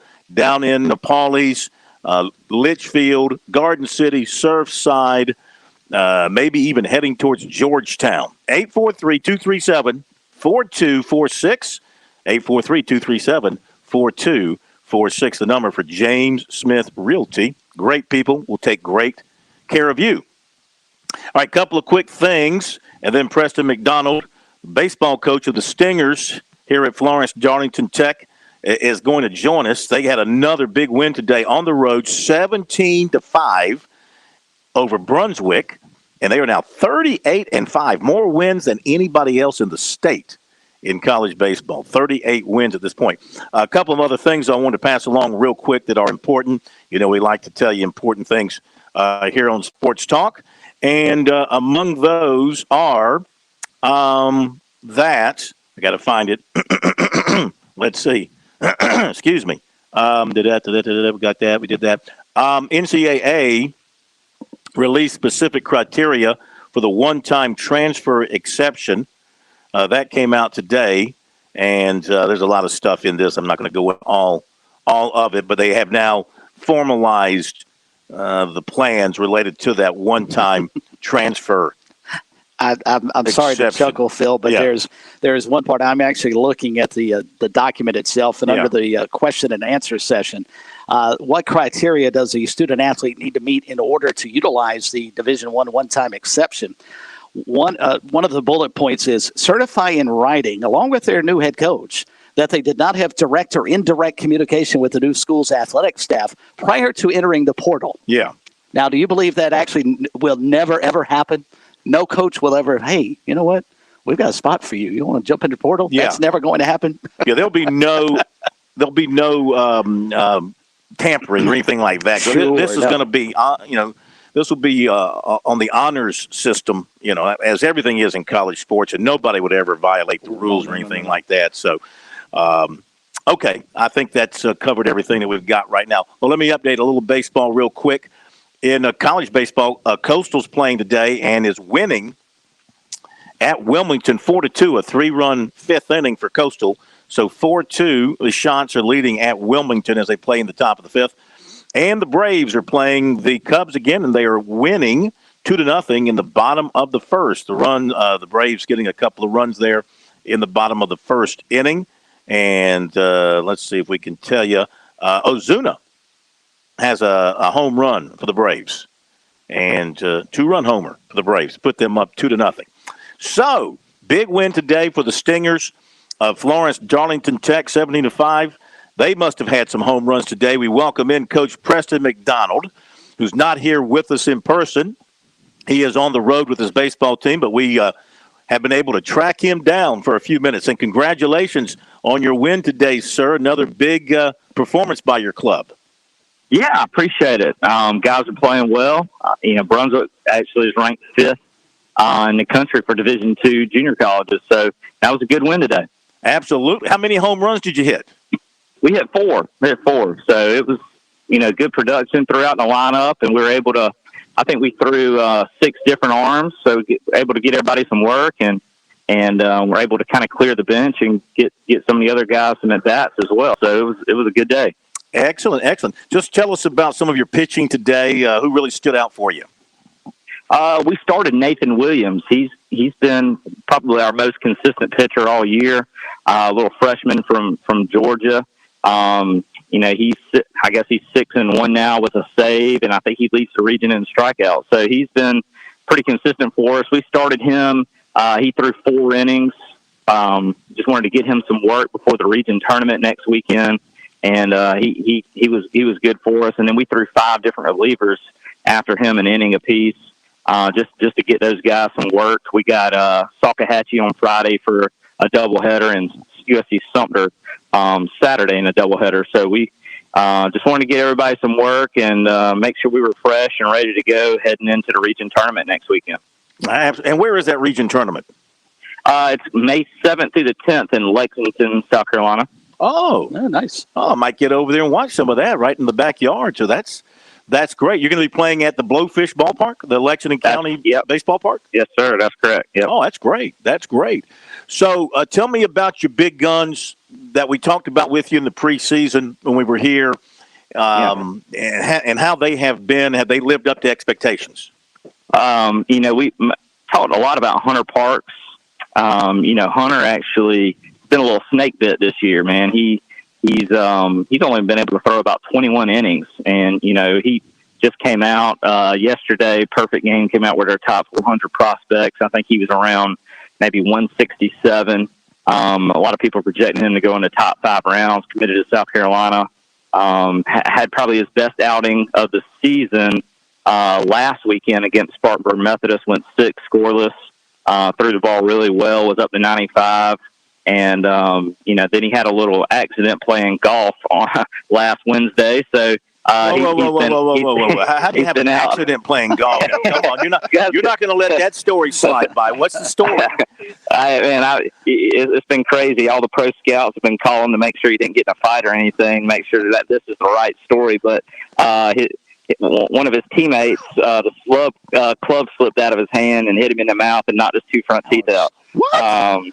So, and he's been a little snake bit. Like I said, he had a little bit of a pulled groin, about halfway through the season that kept him out. And then some COVID exposure kept him out. So he just really hasn't been able to get into a rhythm. Hopefully we can get him back for the tournament and have him ready to go. Wow. Club slipped out of the hand and hit him in the mouth. It's one of those freak accidents, man. It's been crazy. But yeah, that's the way it goes sometimes. Oh, sure. Talking with Preston McDonald, a baseball coach of the Florence Darlington Tech Stingers. They've been stinging a lot of people. 38 wins, Preston. You got more wins than anybody in the state in college baseball, I believe. I don't think anybody, I know, certainly South Carolina, Clemson, your D1 programs, we follow them closely. Nobody's got that many. Upstate's got a lot of wins. I don't think they've hit 38, but man, you got to be proud of that fact that you got more wins than anybody else. Yeah, we've got a really good club. Offensively, one of the better lineups that we've had throughout the years. We're hitting over 350 as a team, which is just incredible. When you think about it, we're averaging 10 runs a game, over a home run per game. So guys are just really, really swinging the bat well. And, we've got 14 guys that are committed to 4-year schools. I think 10 or 11 that are committed to Division I schools. And we got a bunch of other guys with offers that just haven't committed yet. So we've got a really good club. Hoping we can put it together at the right time. When it comes to region tournament and postseason play, the team that gets hot at the right time is the team that ends up getting out to Grand Junction for the World Series. So we're hoping we can get hot at the right time and, keep playing some good baseball. Well, and Preston, I was going to ask you about that. All your teams now will be measured by the 2017 team that went to the Junior College World Series. How does this team stack up at this juncture of the season with that squad? Yeah, I think it's pretty good comparison. This team's probably a little more dynamic offensively. Pitching wise, we really had some good starting pitchers that were very reliable. Didn't get hurt. Were able to go deep into games, and we had a few really good bullpen guys. So I think this team is capable of being better. But we just got to be a little more consistent on the mound, a little more consistent defensively, and continue to keep swinging it. I think it would be nice to get out there and see what this team can do out in Colorado. That would be wonderful. We have a special guest host who has a question for you, Preston. Go ahead, special guest host. Preston, this is Ed Bethea. Yes, sir. How you doing? Also known as your boss. That's right. Yeah, standing out here in the Wendy's parking lot in Ainer, South Carolina. Oh my, that's pretty rough. Well, I've been telling this crowd what a great job you've been doing. I mean, and it's obvious with us having the most wins of any baseball, team in South Carolina that. You've done a wonderful job, but I've been telling them too that this isn't a one-hit wonder here. We've been doing this kind of work all along, and I told them earlier that maybe last year's team was looking like it might be a College World Series team, and COVID kind of shut us down. Not kind of did shut us down when we would have been. And but I said I thought that team. Looked really good. I mean, I'm just sad I hadn't had a chance to see the team as much this year because of some things going, on that, having, work involved. But I told him I saw the last year's team a number of times, and I think it would be hard to be better than last year's team. Yeah, last year's team, man, that was a really good club as well. We actually had led the nation in ERA up until the COVID shut us down. So that pitching staff last year was phenomenal. Offensively, we were starting to swing it a little bit better. Obviously, nothing like this year's team offensively, but we got off to a little bit of a slow start offensively last year, but it looked like the guys were starting to get hot right as time we were about to start region play. So I felt like you said, last year's team was probably about to go on a little bit of a roll because our pitching was going to keep us in every game. We just had to find some ways to score some runs, and when you get a team of hitters that start believing in themselves and finding ways to score some runs, you're tough to beat when you have a good pitching staff. So last year's team was good. We're hoping. I think 17, 18, and 19. We won 40-plus games. Obviously last year we didn't have the opportunity to do that. So, we're at 38 right now. Our guys are hoping, to get to 40 this weekend at some point, and seeing what can happen. Maybe be the first 50-win team. But 2012 we won 44 games. That's the most in school history. This team really wants to pass those guys and get out to the World Series and say they were the best that's been here. So. When you have a bunch of guys that believe in each other and you got good leadership from your players, like we do, you have a great group of sophomore leaders. The sky's the limit as long as you can stay healthy and keep your heads on straight. I just want to know how the negotiations are going along for that long-term lifetime contract and humongous raise. He's a state employee. He's got a lot. I think at least we can up the per diem so we don't have to stop at Wendy's on the way back from baseball. Hey, I know that Wendy's in Ainer quite well. The guys were excited they didn't get the frozen PB&Js today, so they were excited about Wendy's. Just watch your speed driving through Ainer. That's all I got for you. Oh, absolutely. Hey, doubt we about it. thank you. Congratulations on a great year, great win today. We'll be talking to you again and hopefully see you in Lexington there when you guys come in for the tournament. Might scoot out there. Sounds great. I appreciate you having me. Thank you, Preston. All right, Preston McDonald. Thank you, coach of the Stingers here at Florence, Darlington Tech. Another win, 38 wins. Upstate's got 27 wins. 27-5, I think that's. So they're having a great year too. They would be second, I believe. Falcon Stadium returning to 100% capacity. That's another one. Mercedes-Benz Stadium announcing that. Okay, going to hit a break, and that's for that Alabama Miami game. I guess they want to have full capacity for that. Going to hit a break, a quick break here on Sports Talk. We'll be back. The lady in black doesn't age. She just gets tougher. And Throwback Weekend is when she likes to remind all the friends, families, drivers, and dreamers just how they got here. Business up front and parties in the back. Over 70 years of history held together with one famous black stripe. Too tough to tame? I guess you'll have to find out. Darlington Throwback Weekend, May 7th through 9th. Get your tickets at darlingtonraceway.com. South Carolina is just right. The Southeastern Institute of Manufacturing and Technology at Florence Darlington Technical College specializes in sophisticated manufacturing services and workforce development training. The SIMT offers rapid prototyping, additive manufacturing, advanced machining, and business incubation services to clients from across the state and nation, plus social media listening services and rentals of conferencing and training spaces. The SIMT also houses an 800-seat auditorium, a conference center that can seat more than 1,200 for dinner or a luncheon, and numerous classroom spaces with state-of-the-art presentation technologies. Visit our website at simt.com or call 866-304-7468 for more information. The SIMT, technology to grow your business.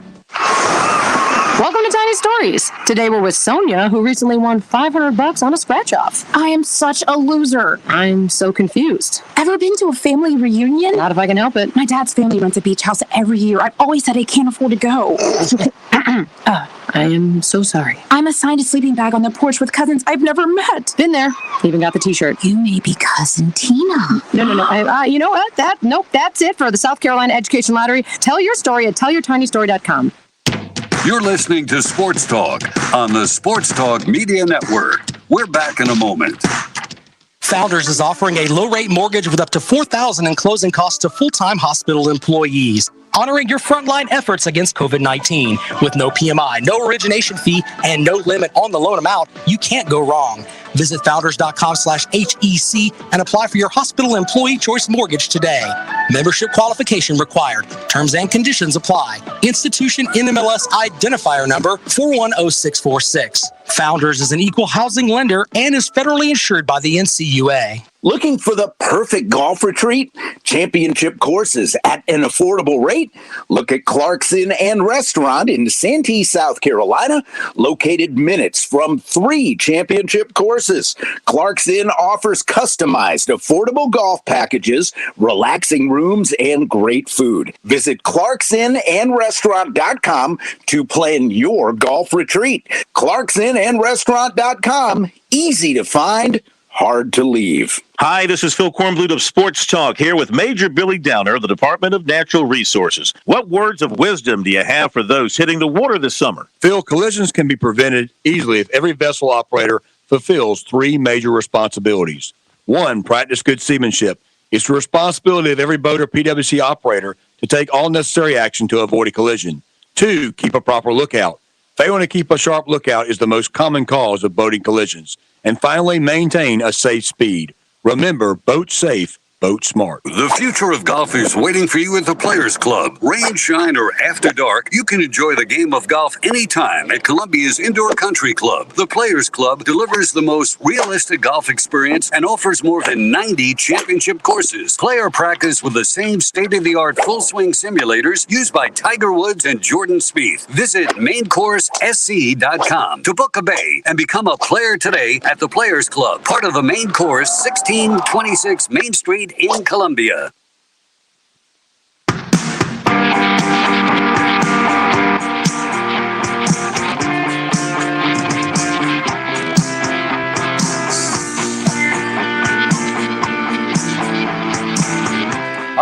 Tennessee women, they get a goal.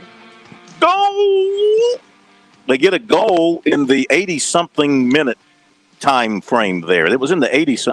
Was it 80-something? I think it was 80-something. Let's see if I can find it here. Their goal was the 56-minute range, 56:32 by Corina Zillow. And they win 1-0 over Montana. 16 shots for the Gamecocks, 4 shots for Montana. And South Carolina wins it 1-0 to advance in the Ncaa women's tournament. This was sort of the play-in round, and now they'll move up to play a seeded team. I'll tell you about that in just a second. The Clemson women, they are one of the seeded teams, and they'll play them in a couple of days. Furman women, they lost today to Rice, 3-1. So let's see. All these matches, by the way, are taking place in the Raleigh-Cary area in North Carolina. The NCAA centralizing the tournament so they all play in one place. So South Carolina beat Montana.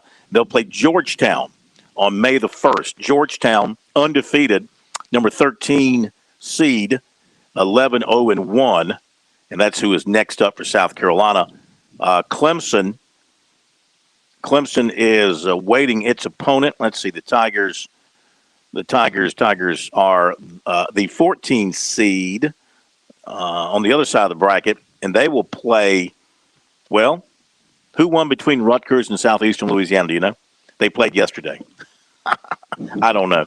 Whoever won that match will play Clemson on the 30th, and they're playing in Bowie's Creek at Campbell University.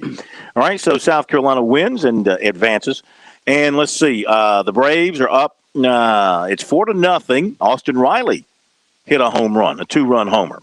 So the Braves are up 4-0. Other Major League Baseball, Kansas City leading Pittsburgh 4-0. Bottom of 3. Boston 1-0 over the Mets, top of the 4th. Happy to report that the Yankees are clubbing the Orioles 5-0. Maybe those bats are starting to come alive a little bit. Bottom of the 3rd. Washington leading Toronto 2-0, top of the 3rd. A's, Tampa Bay scoreless 3rd, and Philly, St. Louis scoreless in the 1st. There you go, Major League Baseball.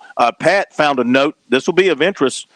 This is about the Panthers and their stadium and their turf, and this will impact Clemson and Georgia, Pat.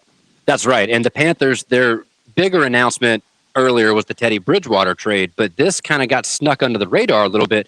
The Panthers announced today that they are going to change the field inside of Bank of America Stadium. They have always used a real grass field for their entire 26 years they've played in that stadium. Of course, the first year they played up at Clemson. But now they are switching that to a field turf, which is an artificial turf that, why this is a big deal is, one, Carolina Panthers Stadium has ranked in the top 5 in the NFL every year of their existence for having best quality field. The NFL Players Association has been vehemently against artificial surfaces for decades now in the NFL, and it's been a widely contested topic. Many European football clubs refuse steadfastly to play on artificial turf. One of the big reasons for this is Charlotte is going to be welcoming the Charlotte Football Club starting next spring. They will now be hosting up to 30 professional games a year played in that stadium.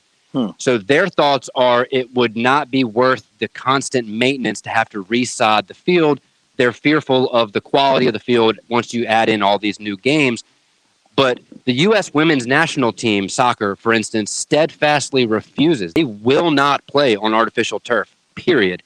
FIFA, the next Women's World Cup, is not allowing any stadiums to use this artificial turf.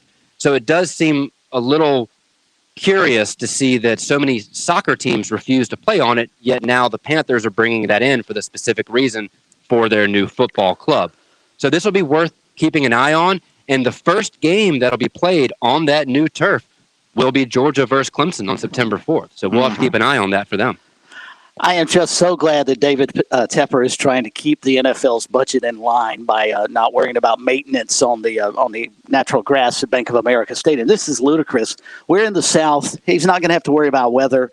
They need to stay with natural grass. And Pat's right. Phil, there have been multiple situations where players just get injured one way or the other and just do not like playing on turf. I know they made major changes from the old Veterans Memorial Stadium in Philadelphia where people said it was like landing on concrete. We've come a long way. But still, it's artificial turf for a reason. It's still not better than natural grass. Yeah, even the stuff with the little tire bits mixed in, it's still hard stuff. One more golf note here. We had the match play part of the Sun Belt Championships today. Did you know that? I did. Coastal Carolina lost to Georgia Southern 4-0-1. It won the semifinals, and Little Rock defeated ULM in the other 3-1-1. And the championship match is, I don't know. I can't find it. I don't have time to tell you about it. You can look it up yourself. The important thing is that Coastal was eliminated from that. Thank you to Mr. Ed Buffet for being a great host here at Florence Darlington Tech. We appreciate it. Thank you, Chris. Yes, sir. Thank you, Pat. Have a great night, everybody. We'll see you tomorrow. Weekdays from 7 to 9 on The Point. It's Kev and Brian in the morning. The news, the traffic 4 times an hour, and your daily forecast. Topics to wake you up, topics to make you smile and laugh. Hope you'll join us. The Point.